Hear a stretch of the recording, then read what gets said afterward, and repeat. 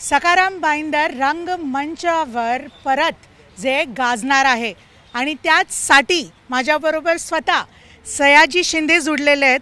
Sir, इतक्या वर्षांनंतर हा प्रयोग, ते पण राजधानी नवी दिल्लीत, एकतर गरज पडली का? कारण की ह्याचा विषय हा खूप महत्त्व होता.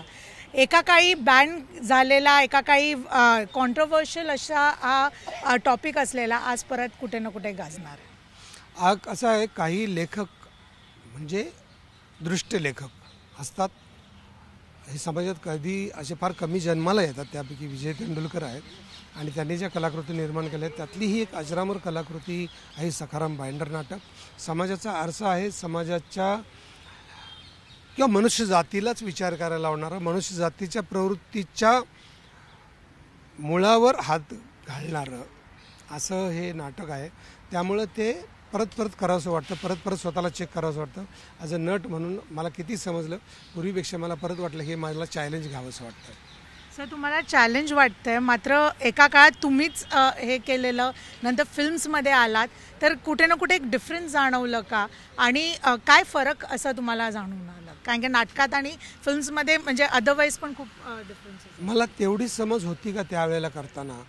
तेवढं मला समजलं होतं का? तर मला असं वाटलं की जे समजलं होतं त्याच्या भरपूर गोष्टी राहून गेल्यात, त्या परत एकदा नव्यानं करायला पाहिजेत. आणि दर प्रयोगाने ते वेगळं आणि जास्तीत जास्त धारधार कसं करता येईल याचा मी विचार करतो आहे. खूप महत्त्वाचा असा हा विषय आहे. तुम्ही बायकांना काय, आताच नवरात्र पण गेली, देवींना आपण पूजा करतो, पण मात्र त्या देवींना नुसतं पूजा म्हणूनच ठेवतो का, की त्याचा अर्थ अजून पण काय करतो? घरात तुमच्या बाईला तुम्ही चंपा म्हणून ट्रीट करतात किंवा लक्ष्मी म्हणून ट्रीट करतात, हे खूप महत्त्वाचं आहे. तुम्ही याला कसं काय बघतात आणि काय एक मेसेजिंग देतात? हा जो बुरखा आहे आतला आणि बाहेरचा, ह्या बुरख्याचाच विचार करायला लावण्यासाठीचं हे नाटक आहे. आणि स्वतःनं स्वतःला तपासावं. तेंडुलकरांचा मुद्दाच असा आहे की दोन माणसं एकत्र येतात तेव्हा ते कसे वागतात, काय कुरघोडी असते, काय खरे खोटेपणा असतो. या खरे खोटेपणाचा जो खेळ आहे तो खेळच बघायचा आहे आणि आपण समृद्ध त्यातनं कसं व्हायचं हे बघायचं आहे.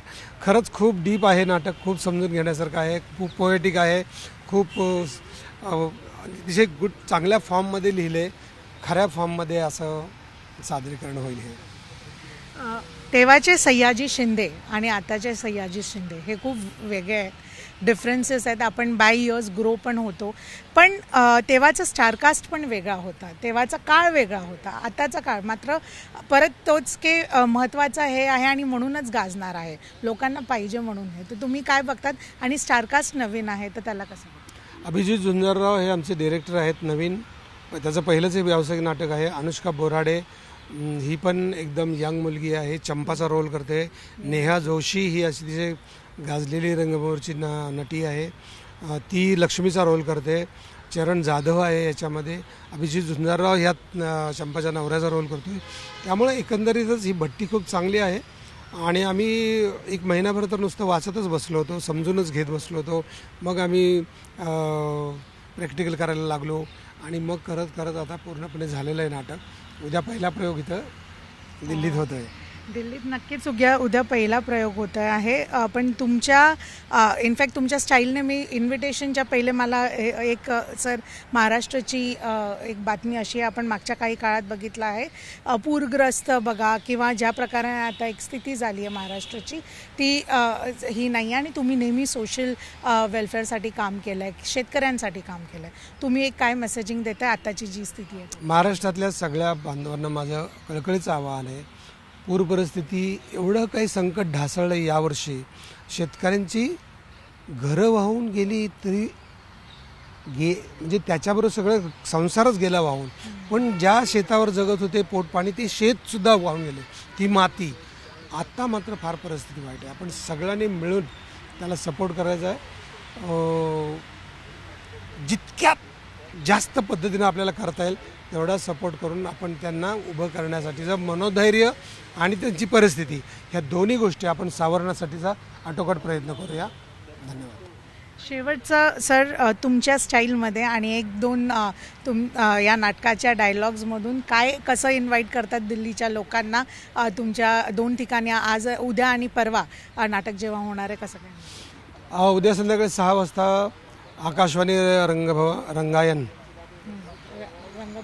रंगभवन उद्या संध्याकाळी 6 वाजता आकाशवाणी रंगभवनला सखाराम बाइंडरचा 25 वर्षानंतरचा शुभारंभाचा प्रयोग दिल्लीत होतोय, तेव्हा अवश्य या. पण तो हाऊसफुल आहे शो. 5 तारखेला संध्याकाळी 6 वाजता डिमांड शो आहे नूतन मराठी विद्यामंदिर पहाडगंजला. तिथं मात्र आपण अवश्य सगळ्यांनी या आणि तो शोचा आनंद घ्या. दिल्लीकरांसाठी खास शो ठेवला आहे तो. आणि एक तुमचा अंदाज म्हणजे या नीट बघून घ्या घर. या घरात राहायचं आहे आता तुम्हाला. घर माझ्यासारखंच आहे, मग तक्रार चालणार नाही. पटत असेल तर टाका बोचका खाली, आता तसेच बाहेर चला. हा राजाचा महाल नाही, हे सखाराम बाइंडरचं घर आहे. धन्यवाद. नक्कीच सखाराम बाइंदरचं घर राजधानी नवी दिल्लीत आपल्याला दिसणार आहे. आणि तेच ते सयाजी शिंदे यांनी आपल्या एका अंदाजाने जे कळवलं की इतक्या वर्षानंतर सखाराम बाइंदर कशा प्रकाराने राजधानी नवी दिल्लीत गाजणार आहे. व्हिडिओ जर्नलिस्ट रितेश बरोबर मी उर्वशी खुना, झी मीडियासाठी.